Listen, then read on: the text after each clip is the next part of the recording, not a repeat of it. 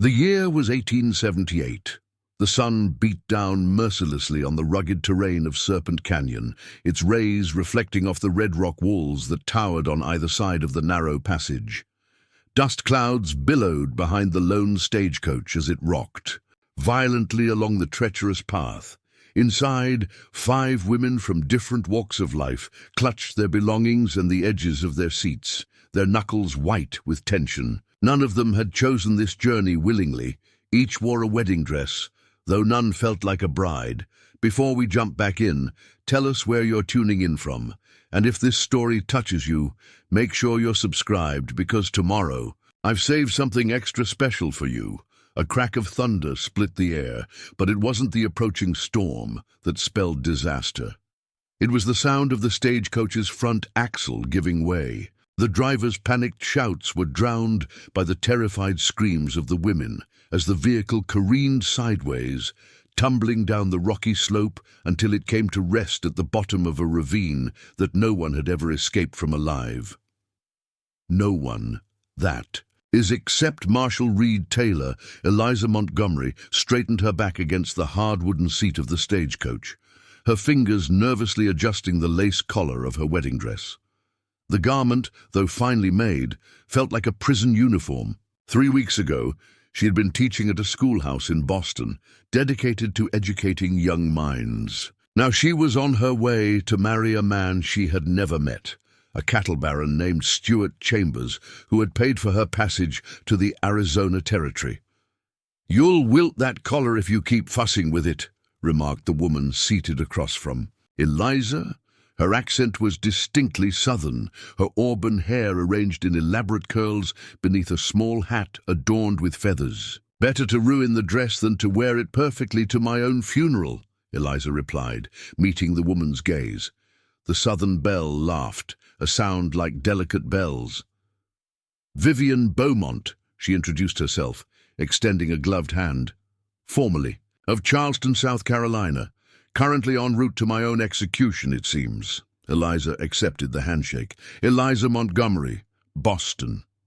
"A schoolteacher, I'd wager," Vivian said, her green eyes sharp with intelligence despite her affected drawl. "You have that look about you."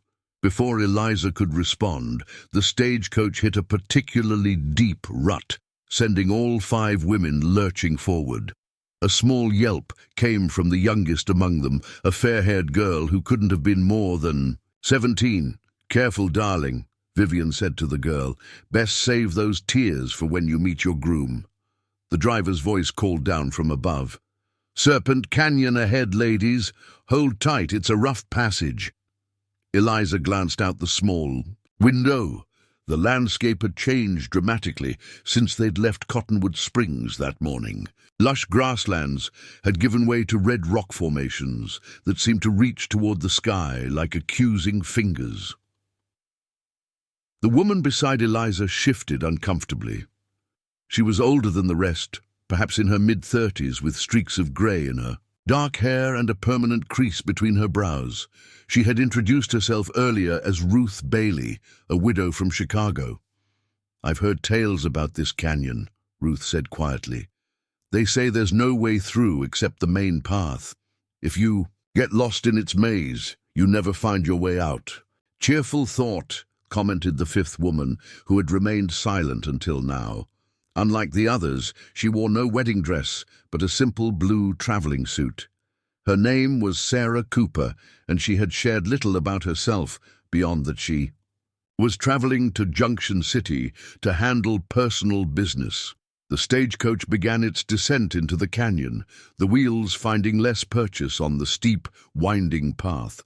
The driver cursed loudly as he struggled to control the 4 horses pulling the vehicle. "Perhaps we should have waited until after the spring rains," Vivian murmured, her composure finally showing cracks. "This doesn't feel safe." The young girl, who had introduced herself as Daisy Wilson, began to cry softly. "I want to go home. I never should have answered that advertisement. None of us should have," Ruth said with a sigh. "But when you're at the end of your rope, even a snake can look like a lifeline." Eliza understood this all too well. After her father's death had left her with his considerable debts and the school had closed due to lack of funding, her options had dwindled to either marrying a wealthy frontier man seeking a bride or facing debtor's prison. A sudden jolt threw them all forward again. This time, the stagecoach didn't right itself. There was a sickening crack as the front axle gave way, and then they were falling, tumbling sideways down the canyon wall. Screams filled the enclosed space as the women were tossed like ragdolls. Eliza felt her head strike something hard, and then darkness closed in. When she opened her eyes, the world was sideways. Pain radiated from her temple, and something warm trickled down her face. Blood. The stagecoach lay on its side at the bottom of a narrow ravine, sunlight filtering through dust clouds that had yet to settle. "Is everyone alive?" Eliza called out, her voice hoarse. Groans answered her. Vivian was sprawled across what had been the side of the coach, now the floor. Her elaborate hairdo had come undone, and her wedding dress was torn at the shoulder. Ruth was struggling to free her leg from beneath a displaced trunk. Sarah appeared relatively unharmed, already working to open the door that now faced upward. Daisy was unconscious, a nasty gash across her forehead. "The driver," Ruth gasped. "Someone needs to check on the driver." Sarah managed to push open the door and pulled herself up and out. Moments later, her face appeared in the opening, grim. "He's dead, broke his neck in the fall." A heavy silence fell over them as the implications set in. They were stranded in one of the most dangerous stretches of territory in the Arizona desert, with no driver, in a broken stagecoach, and no one knew exactly where they were. "The horses?" Eliza asked, hoping for some good news. "Two are dead. The others broke free and ran off," Sarah reported. "We need to get out of here before nightfall. The temperature drops quickly in the desert, and we're not dressed for it." One by one, they climbed out of the wrecked stagecoach. Daisy had regained consciousness, but was disoriented. Ruth's ankle was swollen, possibly broken. They retrieved what belongings they could. A canteen of water, some hardtack, and a small medical kit that the driver had kept under his seat. The canyon walls rose steeply on all sides, the red rock almost glowing in the late afternoon sun. The main trail was visible far above them, but the slope they had tumbled down was too steep to climb, especially with their injuries. "We're going to die here," Daisy whispered, looking around at the imposing walls. "Just like those other folks they talk about in Cottonwood Springs, the ones who got lost in Serpent Canyon and were never seen again." "We are not going to die," Eliza said firmly, though her own heart raced with fear. "There must be a way out." Sarah had climbed atop the overturned stagecoach and was scanning the canyon in all directions. "There," she said suddenly, pointing. "To the east. I see what might be a path leading through those rocks." The women gathered what they could carry and began to make their way toward the potential exit Sarah had spotted. Ruth leaned heavily on Vivian, wincing with each step. Eliza supported Daisy, who was still unsteady on her feet. The sun was already beginning its descent toward the horizon, casting long shadows that made the canyon seem even more menacing. "Wait," Ruth called out suddenly, pointing ahead. "There's someone coming." A figure on horseback emerged from between two large boulders, approaching them cautiously. As he drew nearer, Eliza could make out a tall man with broad shoulders, his face shadowed by a wide-brimmed hat. He reined in his horse about 20 feet away, one hand resting casually on what Eliza assumed was a pistol at his hip. "Ladies," he called out, his voice deep and rough, as if unused to speaking, "you seem to be in a bit of trouble." "Our stagecoach overturned," Sarah replied, stepping forward. "The driver is dead, and we're trying to find a way out of the canyon." The man dismounted, revealing his full height, well over 6 feet. He removed his hat, revealing a weather-beaten face with a strong jaw covered in stubble.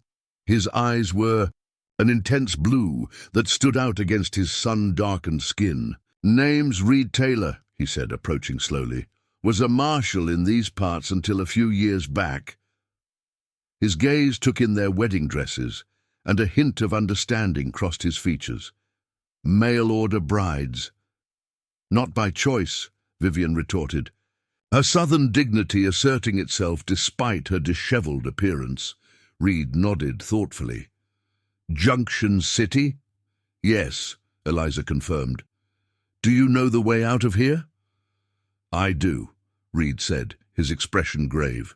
But it's not the way you came in, and it's not a journey to be taken lightly, especially not dressed as you are, with night coming on. We don't have much choice, Sarah pointed out.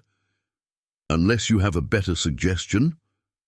Reed considered this, then nodded toward a narrow opening between two rock formations about 100 yards away. There's a cabin through there, used to be a line shack for the Broken Spur Ranch. It's abandoned now, but it's a shelter. We can rest there tonight and figure out our next move in the morning. Preparing and narrating this story took us a lot of time, so if you are enjoying it, subscribe to our channel. It means a lot to us. Now, back to the story. Eliza exchanged glances with the other women. They had no reason to trust this stranger, but their options were severely limited. And why should we trust you? Ruth asked, voicing what they all were thinking. Reed's mouth quivered in what might have been a smile. Because I'm the only living soul who knows the way out of Serpent Canyon, and I'm offering to help. But if you'd prefer to take your chances alone. He gestured to the vast, maze-like canyon around them. We'll go with you, Eliza decided, speaking for the group. The others nodded in agreement, even Ruth, though her expression remained wary. Reed helped Ruth onto his horse as she was struggling the most with walking. He led them through the narrow passage he had indicated, which opened into a small valley nestled between the canyon walls. True to his word, a small cabin stood under the shelter of an overhanging cliff, weathered but intact. As they approached, Eliza noticed details that suggested the cabin wasn't as abandoned as Reed had claimed. A thin line of smoke rose from the stone chimney, and the small corral attached to one side contained not only Reed's horse but 2 others. You live here, she said, making it a statement rather than a question. Reed paused before answering. For now. Why? Sarah asked bluntly. Why would anyone choose to live in a place that most people can't even escape from? A shadow crossed Reed's face. Maybe because I'm not looking to be found. He helped Ruth down from the horse and led them into the cabin. The interior was sparse but clean, a stone fireplace with a cooking pot, a rough-hewn table with benches, a few shelves with supplies, and a narrow bed in one corner. It's not much, Reed said, but it's dry and defendable. Defendable from what? Daisy asked, her young voice trembling. Reed hesitated before answering. Mountain lions, rattlesnakes, the usual desert hazards, but Eliza caught the quick glance he directed toward the rifle propped by the door, and the way his eyes scanned the canyon outside before he closed the door firmly behind them. He was watching for something, or someone, and it wasn't wildlife. As Reed busied himself stoking the fire and putting water on to boil, the women took stock of their situation. Their fine dresses were torn and dirty, useless for the harsh terrain they found themselves in. They were injured, lost, and at the mercy of a man they knew nothing about. I don't like this, Ruth whispered to Eliza as they sat at the table. A man living alone in a place no one can find. There's a story there, and I doubt it's a pleasant one. We don't have much choice, Eliza reminded her, at least not until morning. Reed returned to the table with steaming cups of coffee. I know you ladies have questions, he said, his voice low, and you deserve answers, given that you're trusting me with your lives. He took a deep breath. 3 years ago, I was the marshal in Junction City. I uncovered evidence that several prominent businessmen were involved in land fraud, stealing property from homesteaders by forging documents, intimidation, even murder. Let me guess, Sarah interrupted. One of those businessmen was Stuart. Chambers. Reed looked surprised. You know him? He's the man I'm supposed to marry, Eliza explained, or at least I was until our stagecoach crashed. Reed's expression darkened. Chambers is the worst of them. He's behind most of the land grabs in the territory. When I tried to bring him to justice, he turned the tables on me. Suddenly, I was the one accused of corruption. There was a price on my head, and the only way to stay alive was to disappear into a canyon no one can escape from, Vivian concluded. Clever. I found a way that's not on any map, Reed said. And a way out, too. I've been living here, gathering evidence, waiting for the right time to clear my name and bring Chambers down. And now 5 women he's paid to have brought to Junction City have literally fallen into your lap, Sarah observed. That can't be a coincidence. Reed shook his head. I don't believe in coincidences, but I do believe in opportunity. A silence fell over the cabin as each woman considered what this meant for her own future. The stagecoach accident might have seemed like a disaster, but perhaps it was something else entirely. A chance at freedom. I never wanted to marry Stuart Chambers, Eliza said finally. I was desperate with no other options. None of us wanted this, Ruth agreed. We were all running from something worse.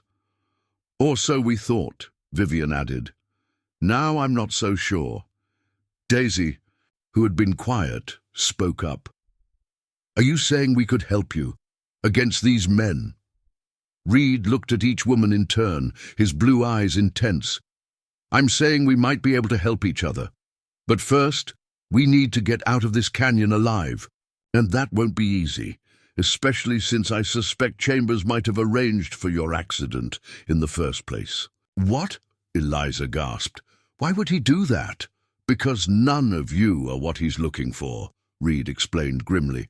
Chambers doesn't want brides, he wants property. Each of you must have some connection to land he covets, land that would become his once you were legally his wife. The women exchanged shocked glances as they began to piece together their individual stories.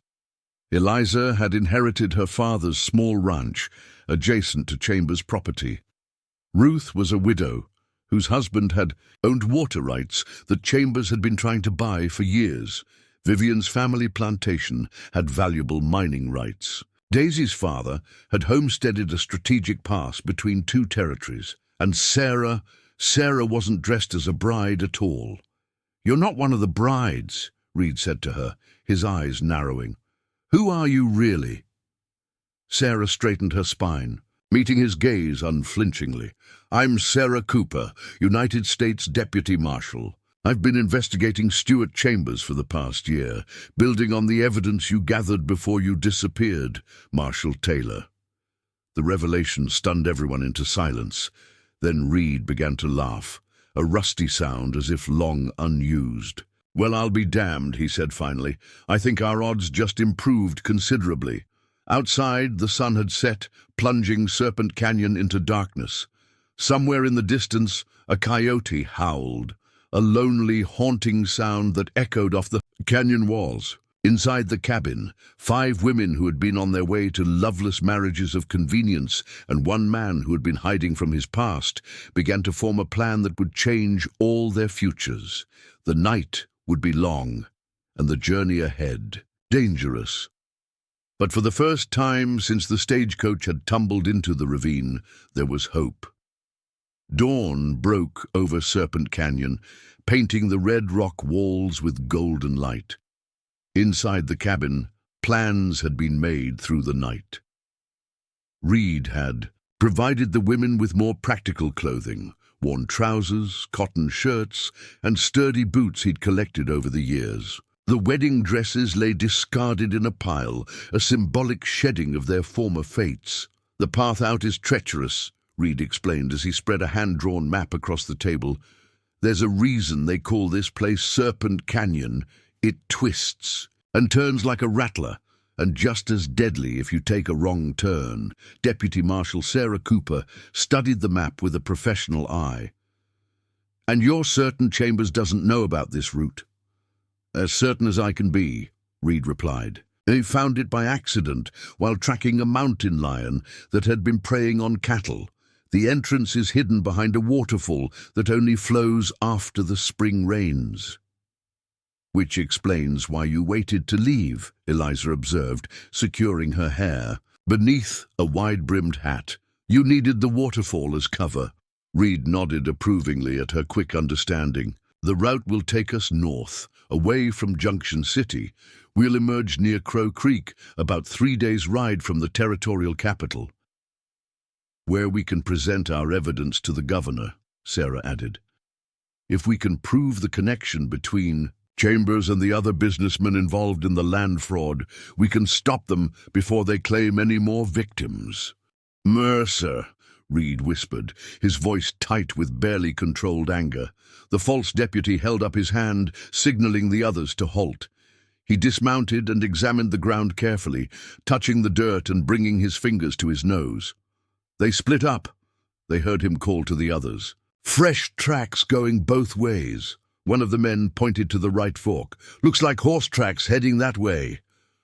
Mercer nodded slowly, but his eyes scanned the canyon walls with suspicion. For a heart-stopping moment, his gaze seemed to linger on their hiding place. Send Wilson and Bates down the right fork, he ordered. The rest of you come with me. We'll check this dead end first. Reed pulled back from the edge. They're coming this way. We need to move.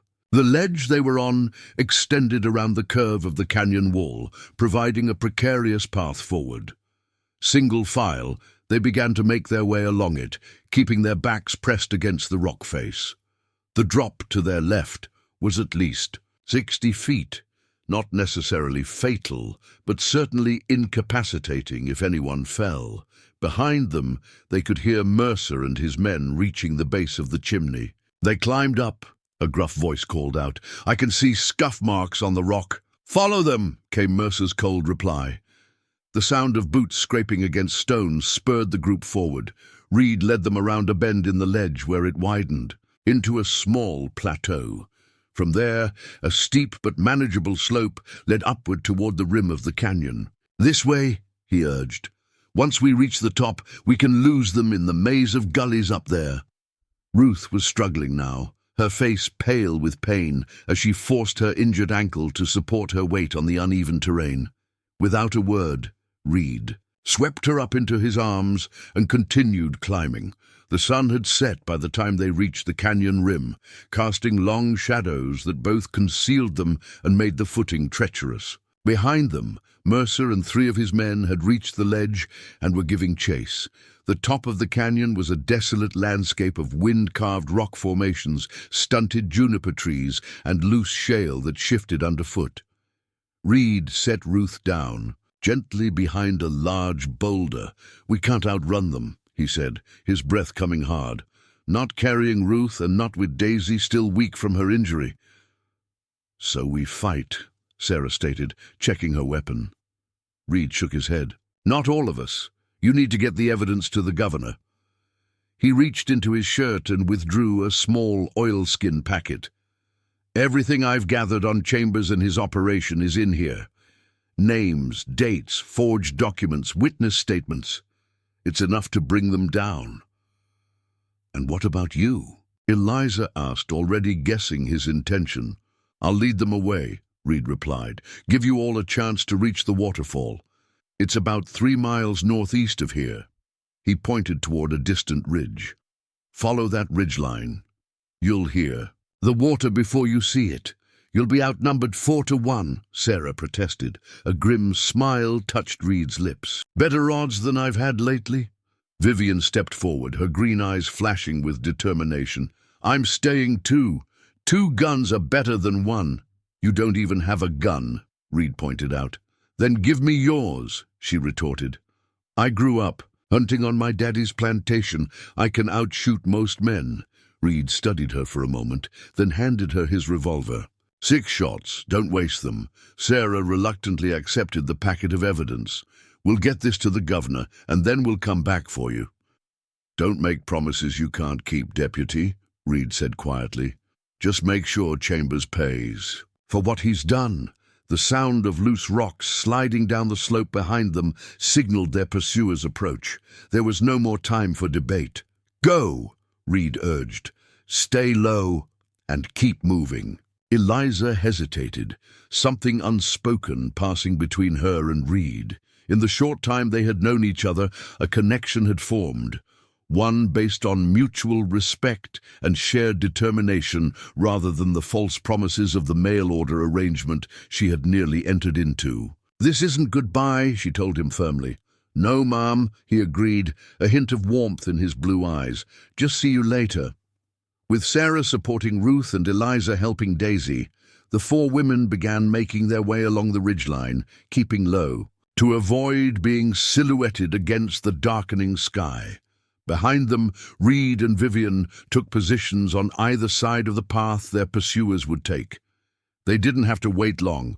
The crack of gunfire echoed across the canyon rim as night fell. Completely, Eliza fought the urge to look back, focusing instead on the path ahead and the responsibility they now carried. Not just the evidence against Chambers, but the stories of countless victims who had suffered at his hands. The four women moved as quickly as they could across the rocky terrain, guided by starlight and Sarah's experience in wilderness navigation. Ruth bore her pain stoically, determined not to slow them down. Daisy had found new reserves of strength, her young face set with purpose. "Listen," Sarah said suddenly, halting their progress. "Do you hear that?" At first, Eliza heard nothing but the whisper of the desert wind. Then faintly came the distinctive sound of water falling onto rocks. "The waterfall," she breathed. "We're close." A flicker of hope kindled in their hearts as they adjusted their course toward the sound. Behind them, the gunfire had ceased. Whether that meant victory or defeat for Reed and Vivian, they could not know. What they did know was that their journey was far from over. The waterfall was merely the gateway to the next phase of their escape. Beyond it lay miles of wilderness, hostile terrain, and the formidable task of bringing a powerful, corrupt man to justice. But they were no longer unwanted brides being delivered to a fate they had not chosen. They were women, with agency, with purpose, and with a story that was still unfolding with each step they took toward freedom. As the sound of falling water grew louder, Eliza allowed herself a moment of reflection. The stagecoach accident that had seemed like disaster had become instead the first chapter in a story of liberation. What had begun as a journey toward captivity had transformed into a path toward justice, and somewhere behind them in the darkness, she had to believe that Reed Taylor and Vivian Beaumont were still fighting, still alive, and would find their way back to complete this unexpected circle of allies that fate had drawn together in Serpent Canyon. The waterfall cascaded down the sheer rock face, a silver veil in the moonlight. Behind it, just as Reed had described, was a narrow opening barely visible through the curtain of water. Sarah led the way, ducking through the spray with Ruth leaning heavily on her shoulder. Eliza followed with Daisy close behind, both women, gasping as the cold water soaked through their clothing. Inside, the passage was pitch black. Sarah struck a match, revealing a low-ceilinged tunnel that stretched into darkness. Reed said to follow it for about half a mile, Sarah recalled, her voice echoing oddly in the confined space. It should lead to a series of caverns that eventually open onto the northern side of the mesa. The match burned down to Sarah's fingers, and she shook it out with a muttered curse. "We'll have to feel our way through. Everyone hold on to the person in front of you." Single file, they began their journey through the darkness. The floor of the tunnel was surprisingly smooth, worn down by centuries of seasonal water flow. The air grew cooler as they moved deeper into the mountain, carrying the musty scent of damp stone and minerals. Time lost all meaning in the darkness. It could have been minutes or hours that they walked, their progress slow due to Ruth's injury and their collective exhaustion. Occasionally, Sarah would strike another match to check their path when the tunnel branched, always choosing the route that sloped gently upward as Reed had instructed. What do you think happened to them? Daisy whispered, breaking the tense silence. To Reed and Vivian?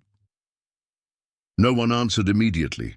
The question had been weighing on all their minds since they'd heard the gunfire cease. They're alive, Eliza said finally, with more conviction than she felt. Reed survived 3 years in this canyon. He knows how to handle himself. And Vivian is tougher than she appears, Ruth added. Don't let those fancy manners fool you. A faint rumble reached their ears, followed by a distant echo of gunfire. They're still fighting, Sarah observed grimly, but the sound is coming from behind us. They must have circled back toward the waterfall. We need to move faster, Eliza urged. If Mercer and his men discover this passage. They quickened their pace as much as Ruth's injury would allow. The tunnel began to widen, the ceiling rising until they could stand upright comfortably.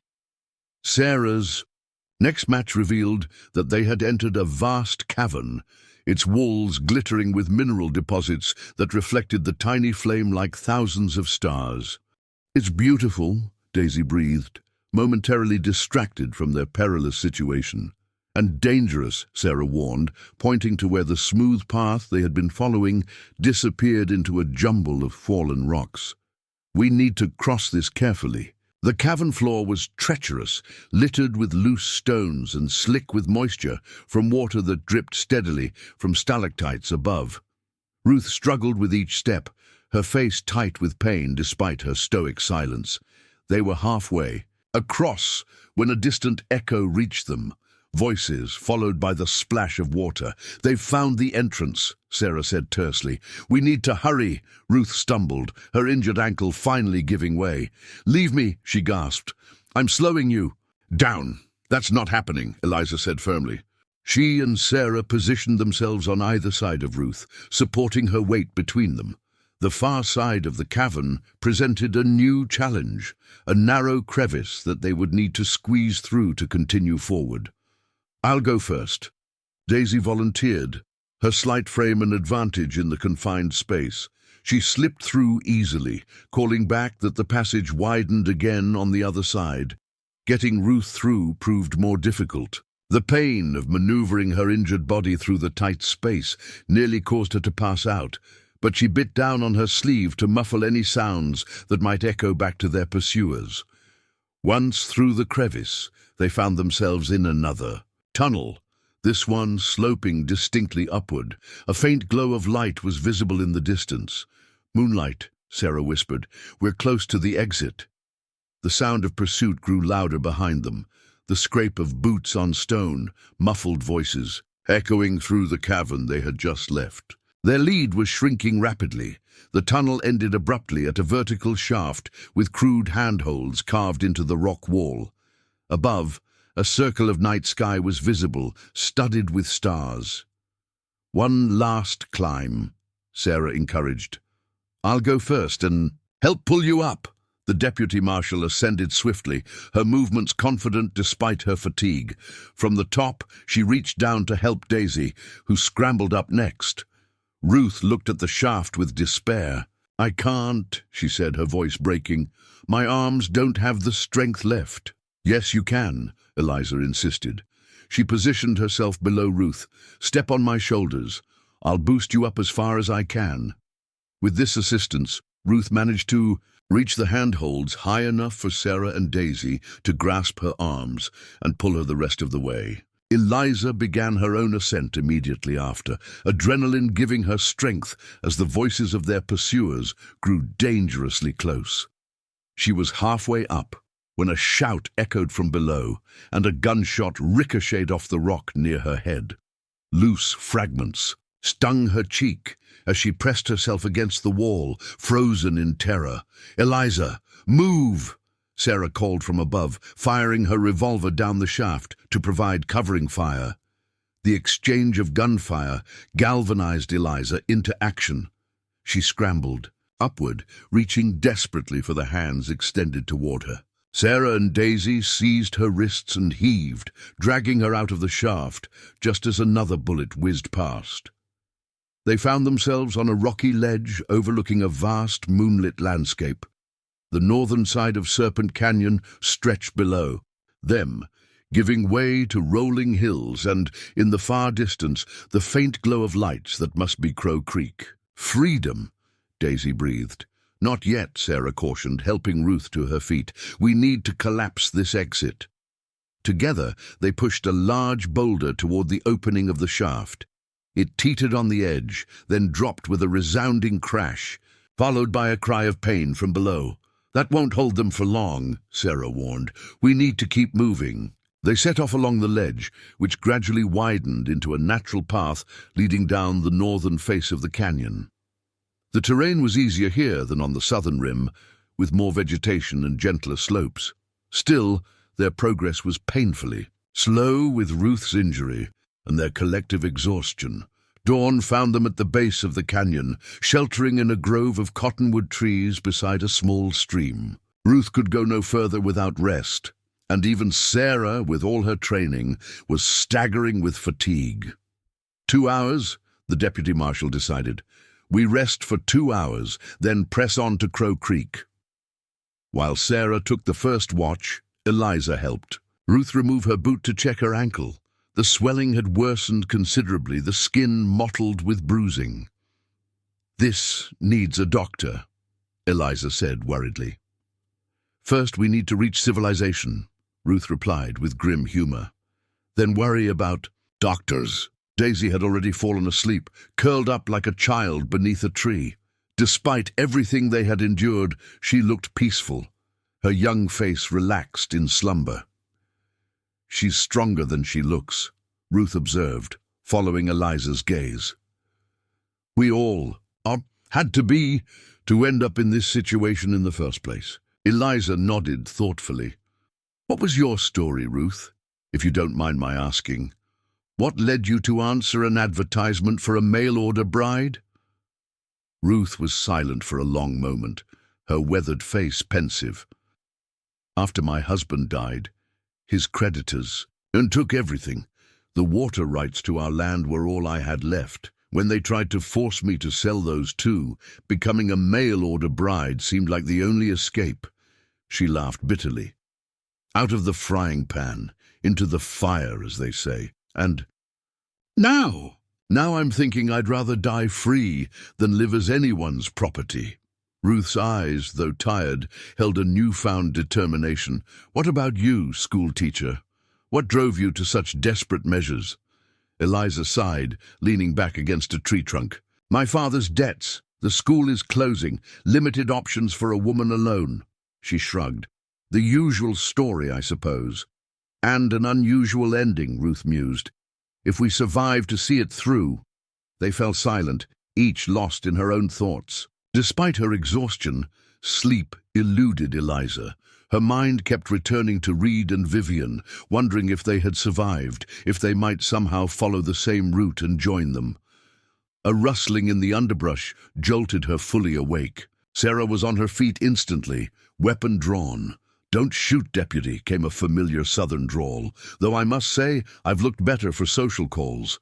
Vivian emerged from the trees, her clothing torn and dirty, a nasty cut above her right eye. But she was smiling, that indomitable spirit still evident in her posture despite her obvious exhaustion. "Vivian!" Daisy cried, awakened by the commotion. She rushed to embrace the southern woman.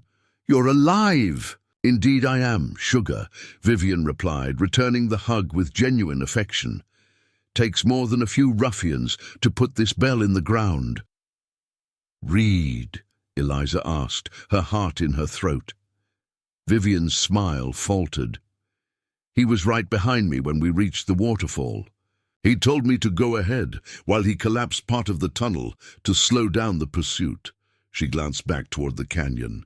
"He should have caught up by now."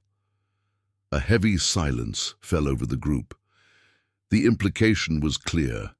Either Reed had been captured or worse. "We can't go back," Sarah said firmly, though compassion softened her professional tone. "He knew the risks. Our priority has to be getting this evidence to the governor." "And if he's been taken alive?" Eliza challenged. "What then?" "Then Chambers will want to make an example of him," Sarah replied grimly. He'll take Reed back to Junction City for a public execution, a warning to anyone else who might stand against him. Then we don't go to the governor, Eliza decided. Not yet. We will go to Junction City. Sarah stared at her in disbelief. That's exactly where Chambers is expecting you to. It's walking into the lion's den. Precisely, Eliza countered. He's expecting brides, not spies. We arrive as planned, play our parts, and find Reed. It's insane, Ruth said, but there was a glint of admiration in her eyes. And it might just work, Vivian nodded slowly. I'm in. I owe that man my life. Daisy straightened her shoulders. Me too. They all looked to Sarah, whose expression had shifted from shock to thoughtful calculation. It would put us in position to gather more evidence, she admitted. And there's a federal marshal stationed in Junction City who can help us once we're there. She sighed. But the risk is enormous. So is the reward, Eliza pointed out. Justice for Reed. Justice for all the people Chambers has harmed. And our freedom. After a moment's deliberation, Sarah nodded. We'll need a story to explain our late arrival and altered appearance. The truth, with modifications, Ruth suggested. Our stagecoach did overturn. We were rescued by a passing traveler who helped us reach Crow Creek. From there, we hired new transportation to Junction City. And Reed? Vivian asked. A stranger who helped us and continued on his way, Sarah decided. No name, no description that could be traced back to him. Eliza felt a surge of determination. The plan was dangerous, perhaps foolhardy, but it felt right. They had come too far, endured. Too much to abandon Reed now. We should move, Sarah said, checking her timepiece. Crow Creek is still a day's journey on foot. They set off as the sun climbed higher in the sky, their new purpose lending strength to their tired bodies. Even Ruth seemed rejuvenated by their decision, though she still required assistance to walk. By midday, they had left the rocky terrain of the canyon behind and were making good progress across open grassland. The sun beat down mercilessly, but frequent stands of trees provided brief respite from the heat. There, Sarah said suddenly, pointing to a plume of dust in the distance. Riders. They quickly took cover in a nearby thicket, watching anxiously. As the riders approached, there were 3 of them, cowhands by the look of their attire, driving a small herd of cattle toward the north. This could be our chance for faster transportation, Sarah suggested. Legitimate travelers with a reasonable explanation for our condition, the plan was quickly formed. Sarah and Vivian would approach the cowhands, while Eliza remained with Ruth and Daisy in the shelter of the trees. If anything seemed suspicious, they would retreat and continue on foot. From her hiding place, Eliza watched as Sarah and Vivian emerged onto the trail, waving to attract the riders' attention. The men reined in their horses, clearly surprised to find 2 women alone in such remote territory. The conversation was too distant to overhear, but after several minutes of animated discussion, Sarah turned and beckoned to the others. The cowhands had agreed to escort them to Crow Creek. By sunset, they had reached the outskirts of the small settlement. Crow Creek was little more than a trading post, a livery stable, and a handful of buildings clustered around a dusty main street. But after their ordeal, it seemed like paradise. The cowhands directed them to the town's only boarding house, a 2-story structure with a wide porch and peeling paint. The proprietress, a stout woman named Mrs. Holloway, took one look at their bedraggled appearance and ushered them inside with motherly concern. "Land's sakes, what happened to you, poor dears?" she exclaimed, bustling about to prepare hot water. "And food." Sarah explained their modified version of events, while Mrs. Holloway clucked sympathetically and sent for the town doctor to attend to Ruth's ankle. "Junction City, you say?" the woman remarked as she poured cups of strong tea. "That's a 2-day ride from here. The stage comes through tomorrow afternoon. We'll need to purchase tickets, Eliza said, suddenly realizing a practical problem. And we have no money. I have emergency funds, Sarah revealed quietly. Enough for passage to Junction City and some basic necessities. Dr. Miller arrived. Shortly thereafter, a kindly older gentleman who examined Ruth's ankle with practiced hands. A bad sprain, he confirmed. You're lucky it's not broken. Stay off it for a week, and it should heal well. I don't have a week, Ruth told him. We need to reach Junction City as soon as possible. The doctor frowned, but provided a proper bandage and a crutch fashioned from a sturdy branch. At least, try to rest it when you can, he advised. That night, clean and fed for the first time in days, the 5 women gathered in the room they shared at the boarding house. Tomorrow we return to being brides, Sarah said, laying out their plan. Mrs. Holloway has agreed to help us find suitable clothing. We'll take the afternoon stage to Junction City, arriving the day after tomorrow. And then? Daisy asked nervously. Then we play our parts, Vivian replied. We become the women Stuart Chambers and his associates are expecting, docile, grateful, and completely unthreatening. Once in Junction City, I'll make contact with Marshal James Wilson, Sarah continued. He's been investigating Chambers from his end, but lacked the evidence to move against him. And Reed, Eliza pressed. Sarah's expression grew solemn. If he's been captured, they'll keep him alive until they can make a public example of him. That gives us time. If he's still free. She shrugged. Reed Taylor is the most resourceful man I've ever known. If anyone can survive out there, it's him. As the others drifted off to sleep, Eliza remained awake, staring out the window at the star-filled sky. The same stars would be shining over Serpent Canyon, over the waterfall, over the path they had traveled. Perhaps Reed was looking at them too, wherever he was. Find your way back, she whispered to the night. Find your way to us. Tomorrow they would begin the most dangerous part of their journey, not across wild terrain, but into the heart of their enemy's domain. They would trade the physical perils of the canyon for the equally deadly hazards of deception and intrigue. 5 women who had started as unwilling brides were now willing conspirators, united by shared danger and a common purpose.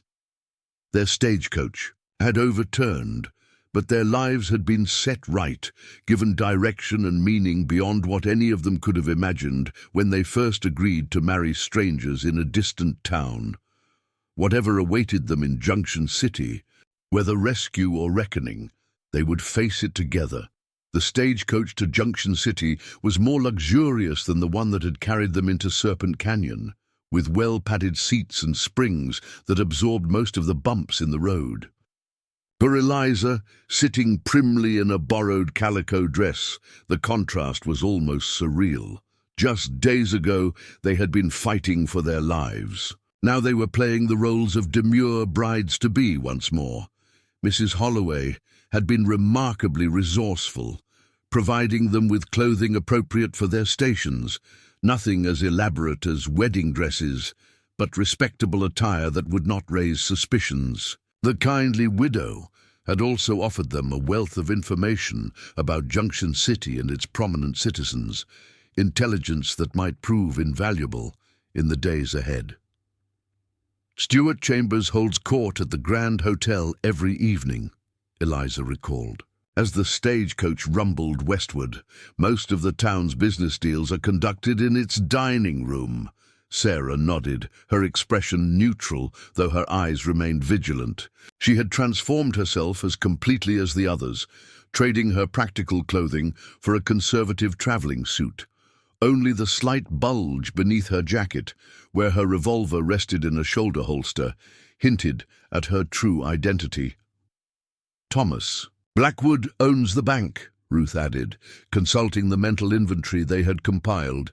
Henry Walsh controls the mining interests, and Judge Elliot Wilson presides over the territorial court. All in Chambers' pocket, Vivian commented, absently adjusting the bandage covering her forehead injury. She had explained it as a result of the stagecoach accident, a story that fit neatly into their fabricated narrative. Daisy remained quietest. Among them, her youthful face pinched with anxiety. Of all of them, she had the most difficult role to play. Her intended groom was Chambers' own nephew, a young man named Michael Chambers, who, according to Mrs. Holloway, had a reputation for cruelty that rivaled his uncle's. "Remember," Sarah said softly as the stagecoach crested a hill, revealing Junction City spread across the valley below. "We have allies here. Marshal Wilson has been building a case against Chambers for months. Once I make contact with him, we'll have official support." Eliza wasn't entirely reassured. Their plan hinged on so many uncertainties: Reed's fate, the marshal's discretion, their own ability to maintain their deception. One misstep could prove fatal for all of them. Junction City was larger than she had expected, a proper town rather than the frontier outpost she had imagined. Wooden sidewalks lined the main street, connecting an impressive array of businesses: a general store, a milliner's shop, a gunsmith, 2 saloons, and the imposing Grand Hotel that dominated the far end of the thoroughfare. The stagecoach came to a halt before the hotel, where a small delegation awaited their arrival. At its center stood a tall, broad-shouldered man with silver-streaked black hair and a neatly trimmed beard. His clothing spoke of wealth and influence. A tailored suit, a gold watch chain draped across his vest, boots polished to a high shine. "Stuart Chambers," Sarah murmured, "and that's Thomas Blackwood beside him." As the driver opened the stagecoach, Eliza composed her features into an expression of weary gratitude, a bride who had endured hardship but remained committed to her future. It was not entirely a fiction. She had indeed survived an ordeal, but her commitment was to justice, not matrimony. Chambers stepped forward, offering his hand to assist them from the coach. "Ladies," he greeted them, his voice as smooth and rich as expensive whiskey. "We had begun to fear the worst. Welcome to Junction City." One by one, they descended from the stagecoach, each acknowledging Chambers with appropriate deference. Eliza, as the intended bride of the man himself, was last to emerge. "Miss Montgomery," Chambers said, taking her gloved hand in his. "A pleasure to finally meet you in person. Your letters did not do justice to your beauty." Eliza forced a smile, fighting the revulsion that threatened to surface. This was the man who had arranged for them to die in Serpent Canyon, who had built his empire on theft and murder, who might at this very moment be holding Reed prisoner. "Mr. Chambers," she replied, her voice steady despite her inner turmoil. "I apologize for our delayed arrival. We encountered difficulties along the way." "So, I understand," Chambers said, his gaze sweeping over their group, lingering briefly on Vivian's bandaged forehead and Ruth's crutch. "A terrible accident. You're fortunate to have survived." "Indeed," Eliza agreed, meeting his eyes without flinching. "Fortune has smiled upon us." Something flickered across Chambers' face, a momentary narrowing of his eyes, quickly masked by renewed hospitality. "You must be exhausted. I've arranged rooms for you all here at the Grand Hotel. The weddings were to have taken place yesterday, but under the circumstances, we've postponed them until this coming Sunday. 4 days from now." "How considerate," Vivian remarked with practiced sweetness. "My associate, Mr. Blackwood, will escort Mrs. Bailey to her accommodations," Chambers continued, gesturing to the banker who offered his arm to Ruth. "Mr. Walsh will arrive shortly to welcome Miss Beaumont, and my nephew is eager to meet Miss Wilson." He turned his attention back to Eliza. "I hope you'll join me for dinner this evening, Miss Montgomery. We have much to discuss regarding our future together." "I would be delighted," Eliza replied, the lie bitter on her tongue. As Chambers escorted her into the hotel's lavish lobby, Eliza caught Sarah's eye. The deputy marshal gave an almost imperceptible nod before departing, ostensibly to secure lodgings. Elsewhere in town, In reality, she was going to make contact with Marshal Wilson and set the next phase of their plan in motion. The Grand Hotel lived up to its name, with crystal chandeliers, velvet draperies, and polished mahogany furnishings. Eliza's room on the second floor was similarly opulent, with a four-poster bed, a writing desk, and large windows overlooking the main street. Once alone, she sank onto the edge of the bed, finally allowing her composed facade to crumble. The proximity to Chambers had been more difficult than she had anticipated. Every instinct had screamed at her to confront him, to demand Reed's whereabouts, to expose his crimes then and there. Only the knowledge that such actions would doom them all had kept her silent. A soft knock at the door startled her. Composing herself quickly, she crossed the room and opened it to find Daisy, her face pale with distress. "I can't do this," the girl whispered as Eliza ushered her inside. "I just met Michael Chambers. Her voice broke. "He looked at me like I was a piece of merchandise. He talked about breeding heirs while examining my hips." Eliza embraced the trembling girl. "I know it's difficult," she soothed. "But remember why we're here. 4 days, Daisy. That's all we need to maintain this charade." Another knock interrupted them, this one firmer. When Eliza opened the door, a maid stood outside with an armful of dresses. "Compliments of Mr. Chambers, miss," the young woman said, bobbing a curtsy. "For you and the other ladies. He requests that you wear the blue one for dinner this evening." After the maid departed, Eliza examined the gown in question, an elaborate creation of blue silk and ivory lace, far too revealing for her taste. The message was clear. She was to be displayed like a prize, another possession in Chambers' collection. "He's asserting control," she murmured, "making sure we know our place." "What if they suspect something?" Daisy asked anxiously.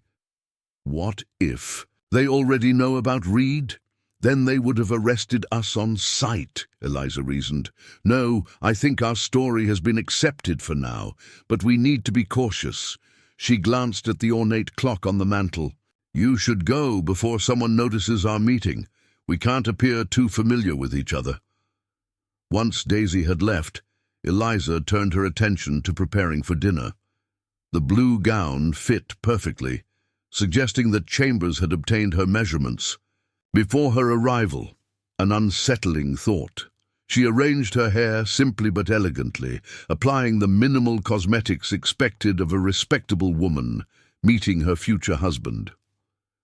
The hotel's dining room was as grand as the lobby, with tables set, with fine china and silver, fresh flowers in crystal vases, and uniformed waiters attending to the guests. Chambers rose as Eliza entered, his appreciative gaze tracing her figure in a way that made her skin crawl. "Miss Montgomery," he said, pulling out her chair. "You look ravishing." "Thank you, Mr. Chambers," she replied, taking her seat. "The gown is beautiful. The first of many," he assured her. "I intend to spoil my wife thoroughly." The dinner proceeded with excruciating slowness. Chambers dominated the conversation, detailing his various business interests, his position in Junction City society, and his plans for their future together. Eliza responded appropriately, asking questions that showcased her intelligence without challenging his authority. "I understand you were a schoolteacher in Boston," Chambers remarked as dessert was served.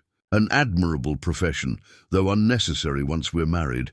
I prefer my wife to focus on social obligations and, of course, raising our children." "Of course," Eliza agreed, though inwardly she recoiled at the thought. "Though I hope I might continue my reading. I've always found literature so enriching. Within reason," Chambers allowed magnanimously, "though I must say your father's letter suggested you were more conventional in your thinking." Eliza froze momentarily. Her father had been dead for months before she answered the advertisement. Any letter Chambers had received must have been forged. My father was very protective, she recovered smoothly. He perhaps emphasized those qualities he thought would appeal to a potential husband. Chambers seemed satisfied with this explanation. As coffee was served, he steered the conversation toward local matters. "Have you heard of the notorious outlaw Reed Taylor?" he asked casually. Eliza's heart skipped a beat, but she maintained her composure. "I don't believe so," she replied. "Should I have?" "He was once a marshal in these parts," Chambers explained, watching her reaction closely. "Turned to corruption and fled when he was exposed. He's been hiding in the wilderness for years, but I'm pleased to say he was captured yesterday. He'll stand trial next week, a speedy affair, justice being what it is in the territories." "Is there any doubt of his guilt?" Eliza asked, struggling to keep her voice level. Chambers' smile didn't reach his eyes. "None whatsoever. The evidence is overwhelming. He'll hang by week's end, an example to others who might consider defying the law." The coffee turned bitter in Eliza's mouth. Reed was alive but condemned to death. The timetable of their plan had just become drastically compressed. "How fascinating," she managed to say. "The West certainly is more exciting than Boston." "Indeed," Chambers agreed, "though I assure you once we're married you'll be shielded from such unpleasantness. Now, tell me more about your journey here. I understand a stranger helped you after the accident." The abrupt change of subject was deliberate, Eliza realized. He was probing for inconsistencies in their story. "Yes," she confirmed. "A trader passing through. He didn't give his name, but he was kind enough to help us reach Crow Creek. We never would have survived without his assistance." "How fortunate," Chambers mused. "I must remember to thank this mysterious benefactor, should our paths ever cross." The threat beneath his words was barely veiled. Eliza smiled and took another sip of her coffee, praying her face betrayed none of her fears. After dinner, Chambers escorted her back to her room, pausing at her door. For one horrifying moment, Eliza thought he might try to kiss her. Instead, he lifted her hand to his lips. "Until tomorrow," he said. "Perhaps you'd join me for a tour of the town? I'm eager to show off my future wife to Junction City society." "I'd like that," Eliza lied. "Good night, Mr. Chambers." Once safely inside her room, Eliza sagged against the door, trembling with suppressed emotion. Reed was alive but scheduled to hang. They had mere days to save him and expose Chambers' corruption. A soft tapping at her window startled her. Drawing back the curtain cautiously, she was surprised to see Sarah perched on the narrow ledge outside. Eliza quickly opened the window to admit the deputy marshal. "We have a problem," Sarah said without preamble. "Marshal Wilson is dead, shot in the back 3 days ago, supposedly by bandits. His replacement is a man named Fletcher, Chambers' creature through and through. Reed is here," Eliza countered. "Alive, but scheduled to hang after a sham trial next week." Sarah's expression turned grim. "Without Wilson, we've lost our official support. The evidence won't matter if there's no one honest to present it to." "Then we need to adapt," Eliza insisted. "Find another way." A soft knock at the door interrupted their conversation. Sarah quickly concealed herself in the wardrobe as Eliza opened the door to find a hotel maid. "Begging your pardon, miss," the young woman whispered, glancing nervously down the hallway. "But there's someone who needs to speak with you. About Marshal Taylor." Eliza studied the maid's face, looking for signs of a trap. "Who?" "My brother, miss. He's a deputy at the jail, says it's urgent." After a moment's consideration, Eliza nodded. "Where and when?" "The livery stable. Midnight," the maid replied. "Come alone," he says. After the maid departed, Sarah emerged from hiding. "It could be a trap," she warned, "or it could be our only chance to help Reed," Eliza countered. "I have to go." "Not alone," Sarah insisted. "I'll cover you from the shadows." As midnight approached, Eliza changed from the silk gown into the simpler dress she had arrived in. The streets of Junction City were quiet. Most establishments closed except for the saloons, which still spilled light and raucous laughter into the night. The livery stable was dark and silent, smelling of hay and horses. Eliza entered cautiously, one hand on the small Derringer pistol concealed in her pocket, Reed's pistol, which she had carried since their separation. "Hello," she called softly. A match flared in the darkness, illuminating the face of a young man in a deputy's uniform. He lit a lantern, adjusting the flame to provide minimal light. "You're the school teacher?" he asked, his voice low and tense. "The one meant to marry Chambers?" Eliza nodded. "You have information about Marshal Taylor? They're going to kill him. Tonight," the deputy said bluntly. "Chambers gave the order an hour ago. They're calling it an escape attempt." Eliza's blood ran cold. "When?" "2 hours from now, when the town's at its quietest. They'll take him out the back of the jail, shoot him in the alley, claim he tried to run." The young man's face was tight with disgust. "It ain't right. Taylor was a good marshal. Everyone knows Chambers framed him." "Why are you telling me this?" Eliza asked, though she already suspected the answer. "My sister works at the hotel. She overheard you talking about Taylor with that other woman. Figured you might be here to help him." He paused, then added, "And I owe him. He saved my life once, back when he was marshal. Never forgot that." "How many guards tonight?" "Just 2, me and Fletcher. But Fletcher's as corrupt as they come. He won't be easily distracted." Eliza's mind raced. What if there was a disturbance elsewhere in town, something that required the marshal's attention? The deputy considered this. Could work. Fletcher's afraid of Chambers, but he's also afraid of looking incompetent. A big enough problem would draw him out. "Can you get a message to my friends, the other women who arrived with me?" "My sister can." The plan formed quickly. Vivian, with her theatrical talents, would create a diversion at one of the saloons, something involving enough commotion to require law enforcement intervention. Meanwhile, Ruth and Daisy would secure horses for their escape. Sarah would cover Eliza as she and the sympathetic deputy freed Reed. 2 hours, Eliza confirmed. "Be ready." The deputy nodded. "Taylor's in the last cell. He's been beaten pretty bad, but he can walk. I'll have the back door unlocked." As Eliza turned to leave, he called after her softly. "Miss, if this goes wrong—" "It won't," she assured him with more confidence than she felt. "But if it does run, don't let them connect you to this." Back at the hotel, Eliza relayed the plan to Sarah, who slipped away to coordinate with the others. Then she changed into the darkest clothing she had available, pinned up her hair securely, and waited, counting the minutes until it was time to act.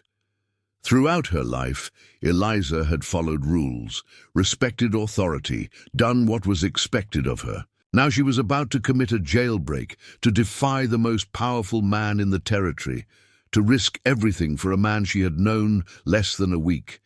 Yet she had never been more certain of anything in her life. Reed Taylor represented not just a man worth saving, but principles worth fighting for, justice, truth, and the freedom to choose one's own path. The same principles that had brought 5 disparate women together in common cause. As the appointed hour approached, Eliza slipped from her room and down the back stairs of the hotel. Outside, the night was cool and clear, stars blazing overhead just as they had above Serpent Canyon. She moved through the shadows toward the jail, her heart pounding, but her resolve unwavering. The unwanted bride had become an unlikely rescuer, and Junction City would never be the same after this night. The jail in Junction City was a squat brick building adjacent to the marshal's office. Eliza approached from the alley behind it, moving silently as Reed had taught them during their brief time together in the canyon. The memory of his patient instruction gave her strength now as she pressed herself against the rough wall, waiting for the signal. Somewhere across town, Vivian would be creating her diversion. The Southern Belle had been almost gleeful about her role, promising a performance that would draw every lawman within 10 miles. A muffled commotion reached Eliza's ears, shouting, followed by the crash of breaking glass. Moments later, a bell began to clang, the fire alarm. Vivian had outdone herself. The back door of the jail opened, and the young deputy peered out anxiously. "Miss Montgomery, it's time." She slipped inside, blinking as her eyes adjusted to the dimly lit corridor. The jail was small, with just 4 cells along one wall. 3 were empty. In the 4th, a figure sat slumped on a narrow cot. "Reed," Eliza whispered, rushing to the bars. He raised his head slowly, revealing a face battered almost beyond recognition. One eye was swollen shut, his lip split, dark bruises mottling his jaw. But his good eye widened in shock when he saw her. "Eliza?" His voice was a rasp. "What are you doing here?" "Breaking you out," she replied, as the deputy unlocked the cell. "A door. Can you walk?" Reed struggled to his feet, grimacing with pain. "Been better," he admitted. "Been worse, too." The deputy cast an anxious glance toward the front of the jail. "Marshal Fletcher left to check on the fire, but he'll be back soon, when he realizes it's just a saloon brawl that got out of hand." "Then we need to move," Eliza said, supporting Reed as he limped from the cell. "The others are waiting with horses near the old mill." Reed leaned heavily on her shoulder as they made their way out the back door. The alley was still clear, but the commotion from the main street had intensified. Shouts, running footsteps, and Vivian's voice rising dramatically above the din. "That's quite a distraction," Reed observed, his breath coming in pained gasps. "Vivian has a talent for theatrics," Eliza explained as they shuffled toward the end of the alley. The deputy followed them, nervously checking over his shoulder. "I'll head to the front once you're clear," he said. "Draw Fletcher away if he returns too soon." Reed paused, turning to the young man. "Thank you, Billy. Your father would be proud." The deputy nodded, emotion flashing across his youthful features. "Just get that evidence to someone who can use it, Marshal." They parted ways at the alley's end, the deputy returning to the jail while Eliza and Reed continued toward the outskirts of town. The old mill stood as a dark silhouette against the night sky, its weathered structure long abandoned, but still a landmark for locals. Movement caught Eliza's eye, a figure emerging from the shadows, weapon drawn.